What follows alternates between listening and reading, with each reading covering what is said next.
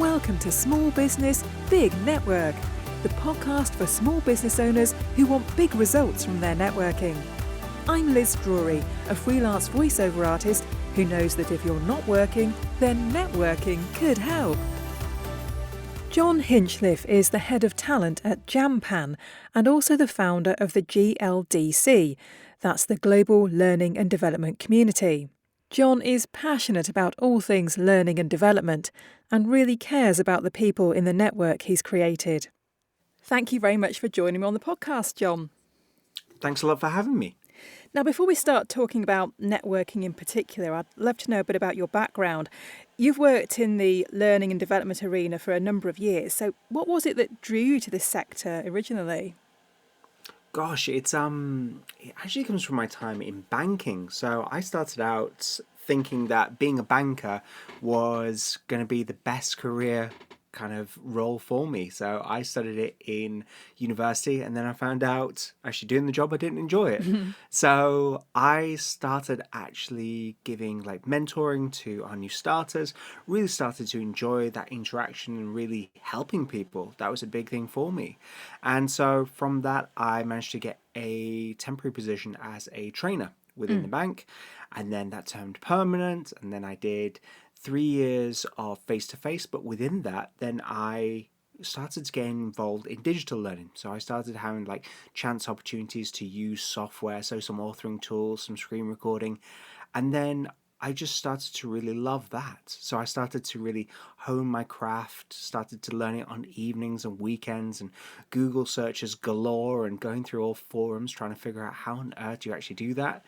And then I was very fortunate. I got a position as an instructional designer, and really I've grown my career from there. So joining e-learning organizations, writing their standards, putting in place their templates, how they work, how people do what they do. So we have best practices involved, best practice sharing. Goodness, I've been on the board of directors for the e-learning network, which is one of the biggest not-for-profits within the e-learning industry. So helping about 4,000 members around the world really understand what good learning is. And I've worked freelancing and also here in the UK, out in the UAE, and really for me it's just been about expanding my career within digital learning and just trying to grow each year, be better and also do better, so help as many people as possible. And I guess that hasn't just been within banking, has it? You've worked in other sectors too now. Absolutely. I mean, goodness, I've worked in academia, I've worked in retail, I've touched on so many different subjects. I mean, goodness, I've done modern slavery all the way through to diabetic feet.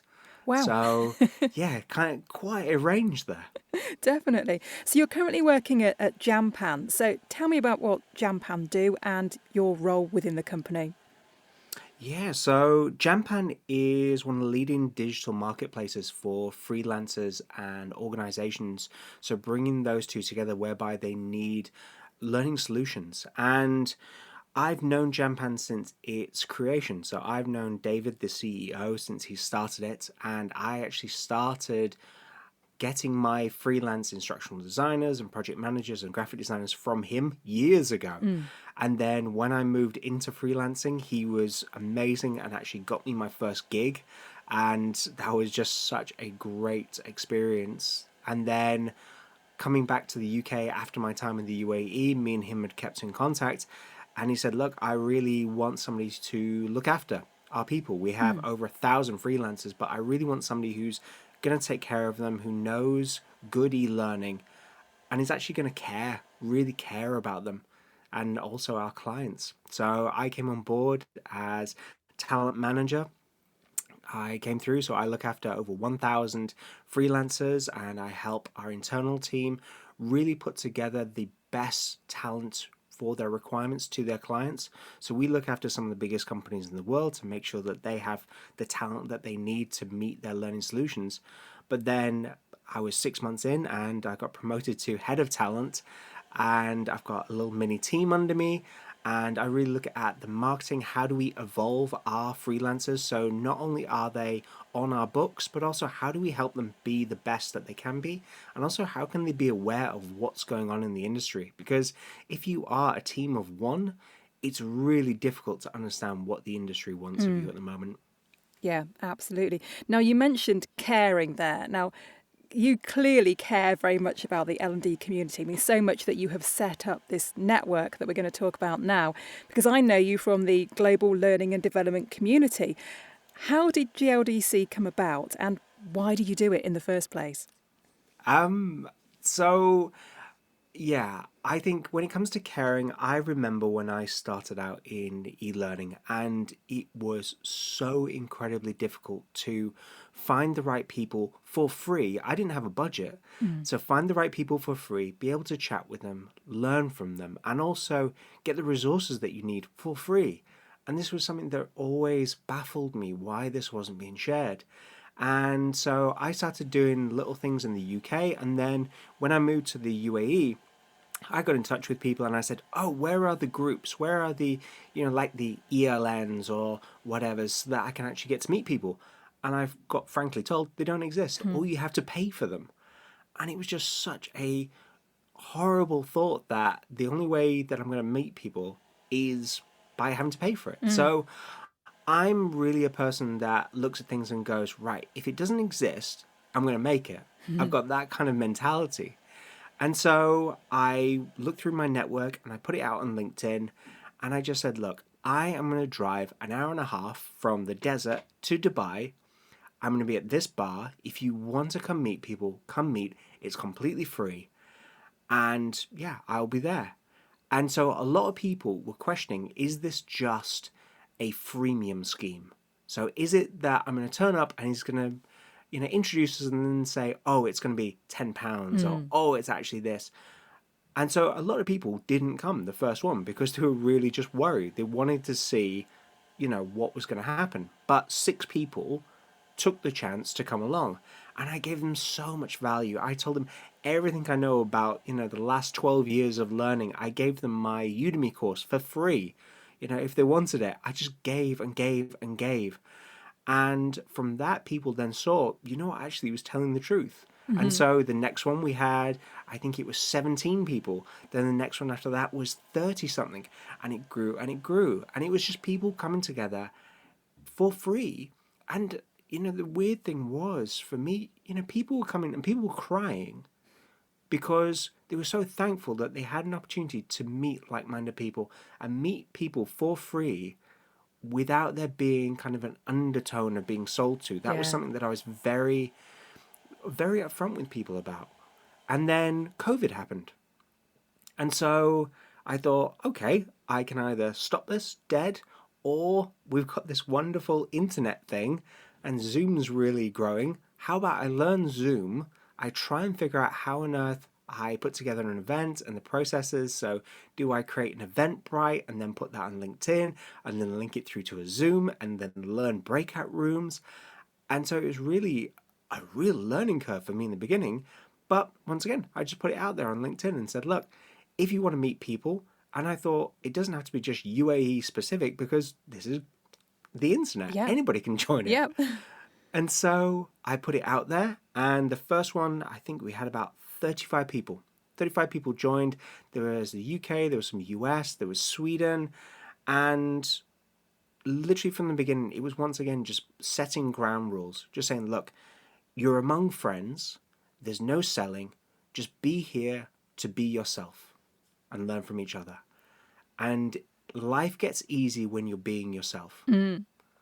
And, when you're not going to be sold to, your guard comes down and you can just chat, have jokes. Yeah. And along the way, I learned how long should the breakout rooms be? What's the formula? What information to give people there and then, what to give people afterwards.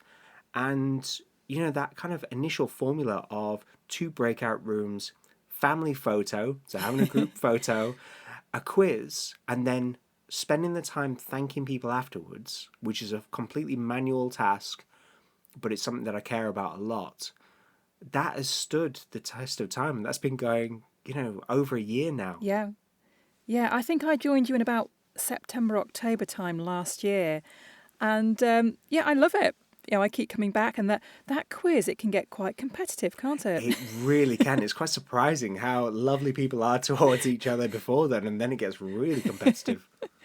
No, it's great. Now that's the Zoom part of the network, but there's also a Slack channel. So what happens on there? Yeah, so I mean, that was the thing with the meetups. The meetups were 1 day per week. It was an hour of people's lives. But whilst we were isolating, you've still got all that time where you're not talking to people.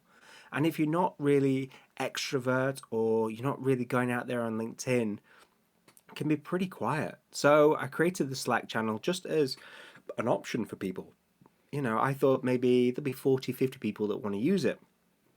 Now we're in around 600 people on the Slack channel. And really, it's there so that people can share their details if they want to network. So share your LinkedIn. Also within there, you can share any questions that you need answers to. So if you're going for an interview and you're really curious how people do particular things, you can ask people and you'll get people from all different walks of life. And that's the really wonderful thing about the GLDC is the range. You have, people who are teachers transitioning into instructional design. You have people that have been doing it a few years. You have people that have, built some of the biggest e-learning companies that there are, just hanging out, just chatting to people. And so you've got that, and then also in addition to this, you've got a recipes section because people love talking about food and showing what they're eating.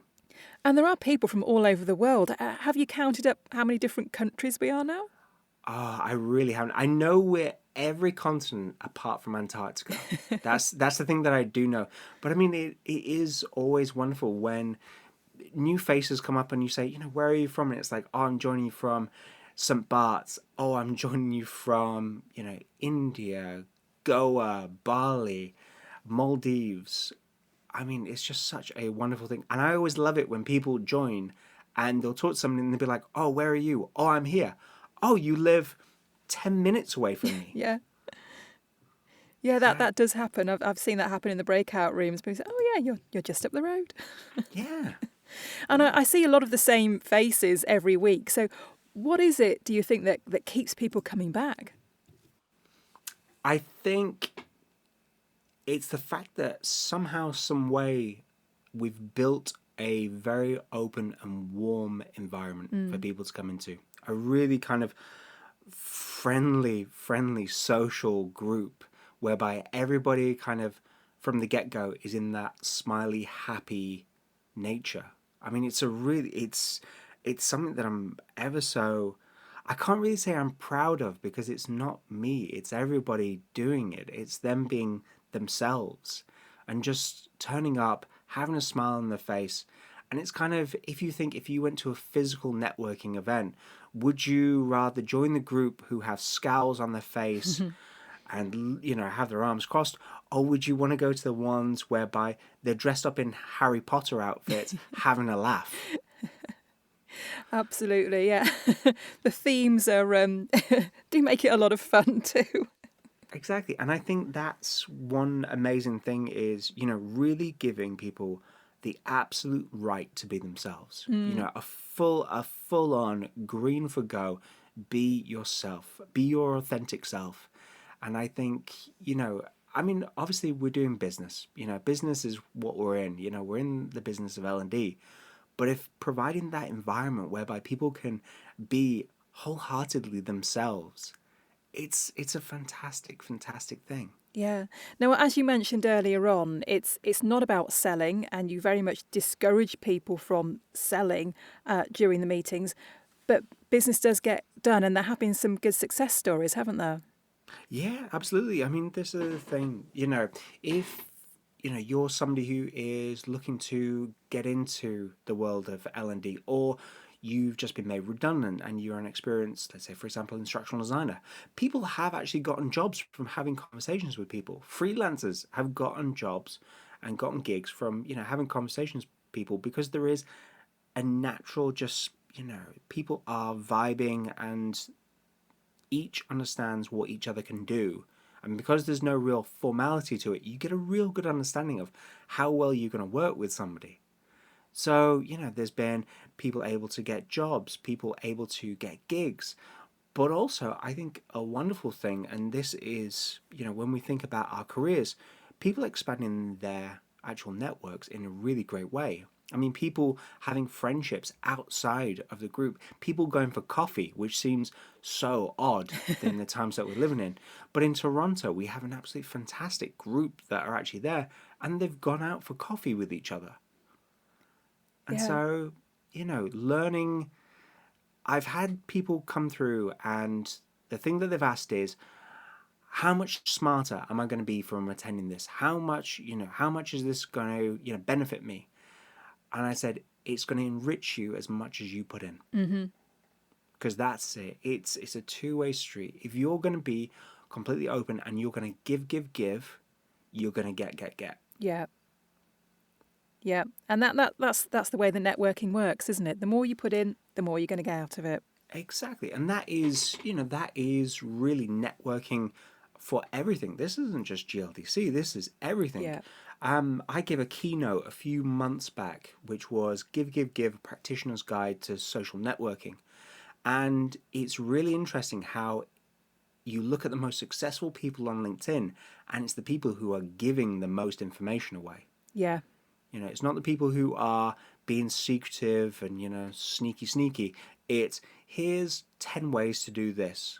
Really proving that you can do what you say you're going to do. Yeah. And it's really, that's a massive, massive thing for people is, having confidence in who they're going to utilize. So, yeah, I think it's the way forward. Yeah. Now, you mentioned that you've been a speaker, but you have provided speaking opportunities for the GLDC. Tell me about the conference that you organised. Yeah, that was quite a wild idea I had. And a heck of a lot of work too. So, like I was saying, with me being out in the UAE, if something didn't exist, I wanted to make it. And I would speak to a lot of the people who would come through from GLDC, or I do a lot of mentoring, or I actually just give a lot of time who are new, for people who are new in their careers, and they just say, look, is there any chance that, I could trouble you for 5-10 minutes, and I'll have an hour call with them. And, people will say, I've always wanted to speak at a conference, but, I can't speak to them because I don't really know what I'm supposed to do, or this conference requires previous speaking experience, and I can't get that experience without having experience. And so it's just a really difficult situation for them. So I just said, okay, I'm going to do a conference where all the speakers are first-time speakers. So it wasn't a conference about how to be a conference speaker. It was, here's your first shot. Yeah. Let's give you that.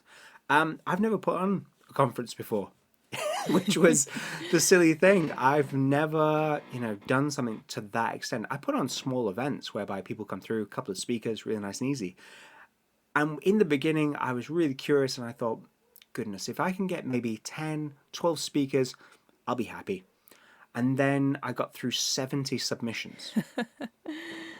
And so it was going through those. It was seeing where are people better in a panel? Where are people best in a long session, shorter session? What does their content look like?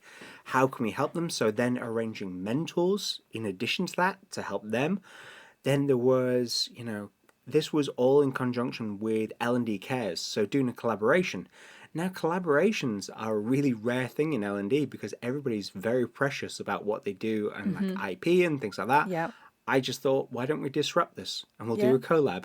So I really love when you see like sneakers and things like that and collaborations. And I thought, let's just do a collab. I'm not romantic about it being just GLDC, not just John.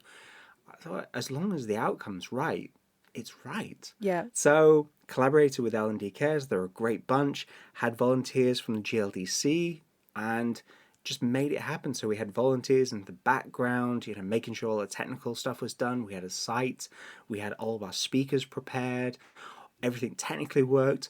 And that was a 2-day conference over a Friday and a Saturday. So once again, disrupting because people might not have been able to make the Friday, but they could potentially attend the Saturday. Yeah.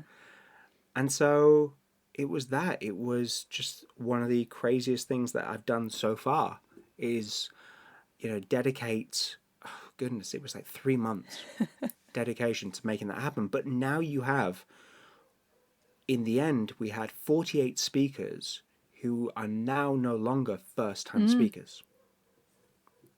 Yeah, and that will help them to get further gigs in the future, won't it?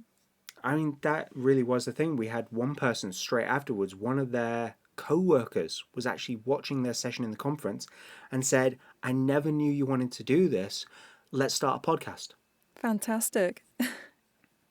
And, you know, I really am so excited to find out a year on, you know, where did this journey take people? Yeah. Now, I guess that, you know, GLDC wouldn't have grown to the extent it has, and the conference wouldn't have happened and so on without the pandemic. So how do you see the future now that we're starting to go back a bit more face to face? Do you think this is going to continue in the way it has done over the last year or so? That's an incredible question. Really is. And the thing is, there's a lot of unknowns to that. I mean, the pandemic, absolutely. This was made, you know, for the pandemic, you know, and it really had great success. I mean, goodness, we had sessions where over 100 people came. I actually had to turn people away. But, you know, obviously people are starting to get their lives back and people are starting to, you know, have that freedom. And so it doesn't become a priority. However, there has, from the actual creation of this, been a core unit of people who are there every week. That's become their routine. And a big thing for me, and, you know, this is a lot of focus that I need to do, is I need to look at the version 2 of this. I actually, you know, when I get some time to myself, because I don't really stop, you know, as we were talking about this, you know, whilst I was doing the conference, I was also speaking at another conference. I was also doing a full-time job. I was also running the community. And also I was purchasing a house all at the same time. And it's coming up to the point where I just need to have some time whereby I stop and really take on board what this is and how do I just take everything away and what would a version 2 look like. So version 2 is something that I learned from David Wood, who is CEO of Jampan. And it's really, if you could start knowing everything that you know, if you could start again, what do you do?